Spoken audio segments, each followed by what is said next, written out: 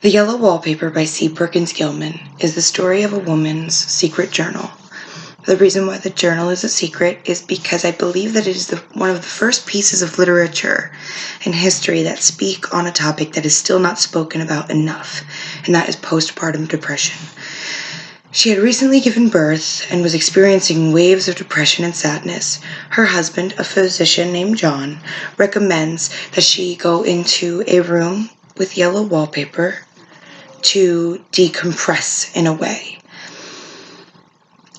I find John's character to be a bit condescending and controlling, which is typical for this time period. He takes away everything from her, isolates her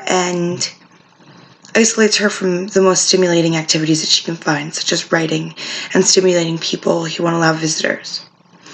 Her husband does not take her illness seriously, and I believe that this is one of the first examples of postpartum depression, as I said earlier.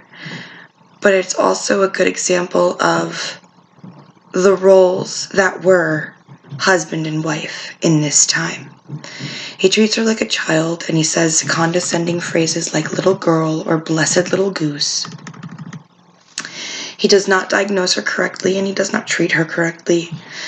While John is making poor decisions on behalf of his wife, he is also isolating and covering the lack of concern that he has for her. While being forced to write in secret, she writes at first that she believes him. She says that he's very caring and loving, but she also writes things that seem double-sided. She says something like, hardly lets me stir without special direction, as if every move that she makes is being watched and directed. Her words strike as if she is repeating what she has been told time and time again. Hardly lets me stir. Although she is complaining about the fact that she cannot be alone without his intervention, she does trust him in the beginning. Everything down to the room is a representation of her, I believe.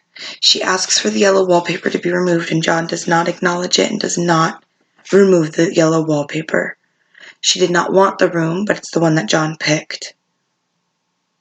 And that's when things take a turn.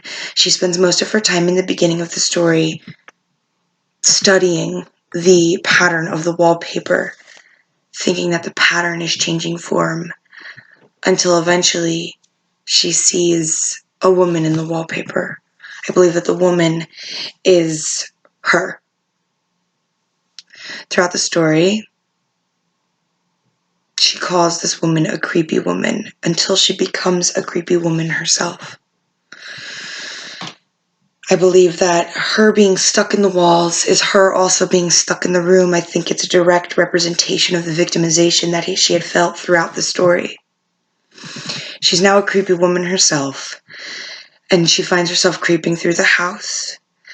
She's now the one who fits in the walls, insinuating that she's the one peeling back the wallpaper this whole time. This is not just a story about one woman's madness, but the maddening system that comes with shutting down human feelings.